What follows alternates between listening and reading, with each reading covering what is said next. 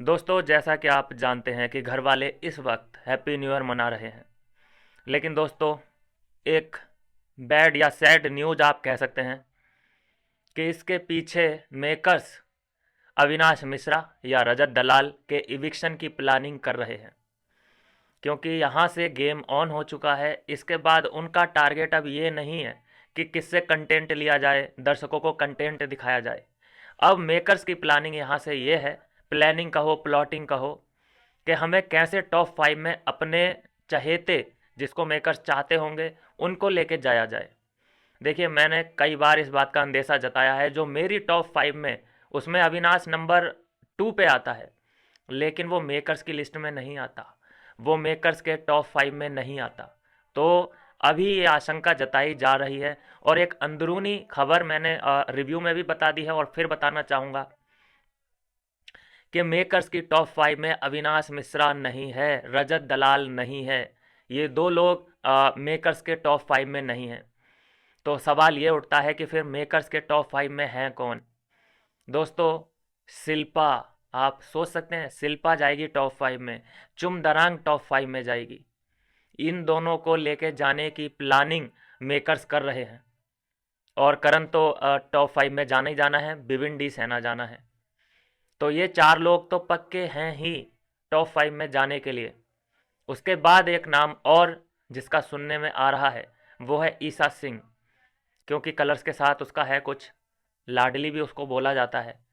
तो ये कहानी इस वक्त की बनती नज़र आ रही है। आप सोचे, चलो ईसा के जाने से, टॉप 5 में जाने से कोई प्रॉब्लम नहीं है, डिज़र्व करती है। चलो, करण को भी हमने एक्सेप्ट कर लिया, बिबिन डी सेना बिल्कुल प्रबल दावेदार है, वो नंबर 1 पे जाना चाहिए। लेकिन कोई मुझे ये समझाए कि भाई, ये चुम दरांग और शिल्पा का वहाँ पे टॉप 5 में क्या काम है?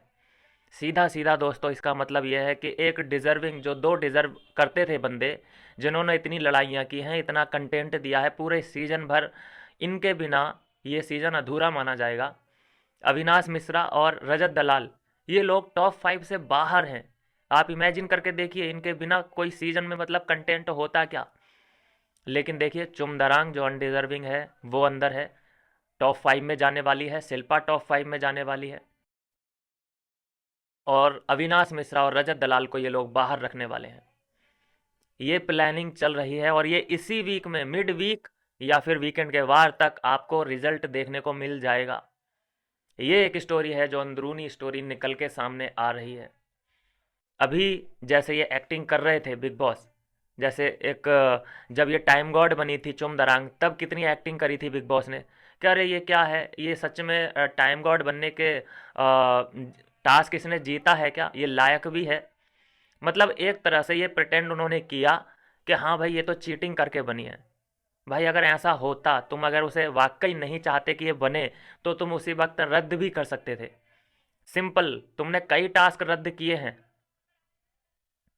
और जब तुम्हें चाहिए होता है, बस तुम अपने तरीके से गेम को चलाना चाहते हो, तुमने एक धोखा दिया है, मैं कहूँगा ऑडियंस को, तुम्हारे हिसाब से ही गेम चल रहा है, बस इस्तेमाल तुमने चुमदरंग का किया है। चुमदरंग को तुम लेके जाना चाहते हो, आई डोंट नो वाई, क्या वो कंटेंट दे रही है आपको, क्या उसमें पसंद आ चुका है? करणवीर को आप टॉप 5 में लेके जा रहे हो, शिल्पा का क्या कंटेंट है, कौन सी उसे परेशानियों का सामना करना पड़ा है? बस उसके आंसू उसी वक्त निकलते हैं जब उसका करण अर्जुन में से कोई उससे नाराज हो जाता है। तो ये है दोस्तों मेकर्स की प्लानिंग, जो नज़र आती है, आ रही है, और आपको ये इम्प्लीमेंट होते हुए दिखेगी 2-4 दिन के अंदर ही अंदर। तो इस बड़े इविक्शन के लिए तैयार रहिएगा। वैसे अपने चहेतों को आप वोट करते रहिए। लास्ट में हो सकता है कि कुछ भी हो सकता है, लेकिन प्रिडिक्शन ये ही की जा रही है, और मेकर्स की प्लानिंग, अंदरूनी अपडेट तो ये ही है। दोस्तों, बहुत बड़े बड़े झटके आपको देखने को मिल सकते हैं। कंगना रनावत के बारे में एक जानकारी है, अपडेट है दोस्तों, कि कंगना खुलासा कर सकती है कि टॉप टॉप 4 कौन होने वाले हैं। उन्होंने ये मीडिया से बात की है, या फिर वो अंदर ये जानकारी देंगी, ये अभी साफ नहीं हुआ है। लेकिन उनकी तरफ से टॉप 4 रिवील हो चुके हैं, और उस टॉप 4 में रजत दलाल, अविनाश मिश्रा नहीं है।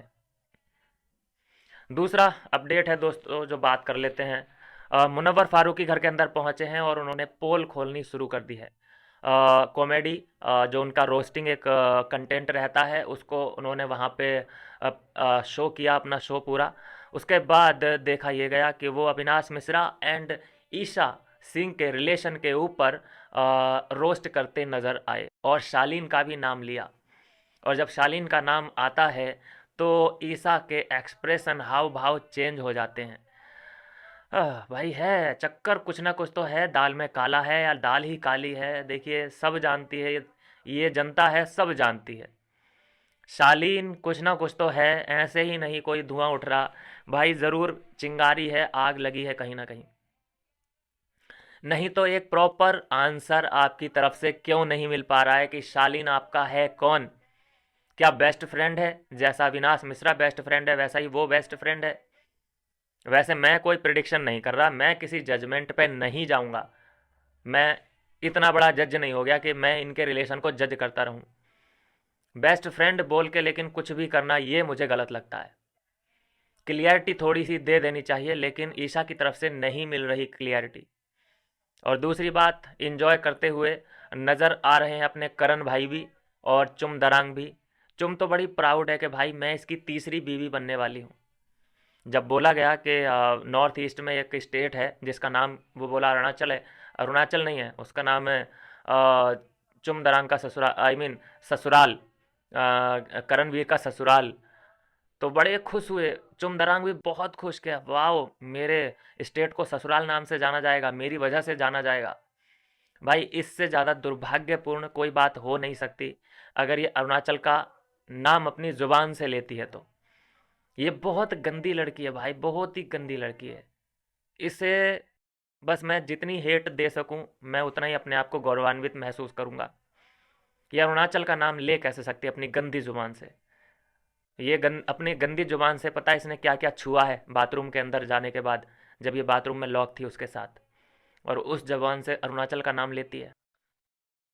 चार चवन्नी घोड़े पे, ये इसके कुछ डायलॉग हैं जिसकी वजह से ये फेमस हुई है। अरुणाचल वासियों, इसे कभी माफ़ मत करना, इसे सपोर्ट मत करना। ये उस टाइप की लड़की नहीं है जैसा आप सोच रहे हैं कि ये तो हमारे स्टेट का नाम रोशन करेगी। जिसका 10 साल का रिलेशन में रह चुकी है और उसके बाद वो संभला नहीं, उसके बाद ये चीट करी उसके साथ, तो आप कैसे इसको सपोर्ट कर सकते हैं? और उसके बाद इसकी चॉइस देखिए कि 45 ईयर ओल्ड, आई मीन उसको लड़का बोलूं कि अधेड़ उम्र का व्यक्ति बोलूं, उसे ये पसंद कर लेती है, उसके साथ फ्यूचर प्लानिंग का फ्यूचर प्लान कर रही है अपना। तो सोचिए कि इसकी मेंटेलिटी क्या होगी। और मुश्किल से करणवीर के पास मात्र 5 साल और हैं, और 5 साल वो भी तब हैं कि जब उसे लगातार वर्कआउट करना पड़ेगा। और अगर वर्कआउट नहीं किया उसने, 1 महीने उसे वर्कआउट मत करने दो, उसकी ना असलियत बाहर आ जाए, चर्बी लटक जाएगी उसकी हर जगह से, समझ रहे हैं आप? उसे वर्कआउट मत करने देना भाई, वो आर्टिफिशियल एक ढांचा बना हुआ है। लेकिन ठीक है, वो प्यार में अंधी है, वो नहीं समझेगी। मैं जितना समझा सकता था उतना समझा लिया। बाकी अरुणाचल वासी ज़रूर मेरी भावनाएं समझेंगे। सपोर्ट मत करो ऐसे आदमी को जो तुम्हारे प्यार का गलत फ़ायदा उठाए, वो किसी की नहीं हो सकती। उसका मेंटल हेल्थ जो है, मेंटली वो डिस्टर्ब है, उसकी चॉइसेस देख लो आप कैसी रही हैं। दोस्तों ये है दोस्तों अभी की अपडेट। जो भी ऐसे अनएक्सपेक्टेड और शॉकिंग इविक्शन की अपडेट आएगी वो आप तक आती रहेगी। बने रहिए इस चैनल के साथ क्योंकि शॉकिंग अपडेट अब आने वाली है। मिलता हूँ दोस्तों नेक्स्ट वीडियो में नई अपडेट के साथ।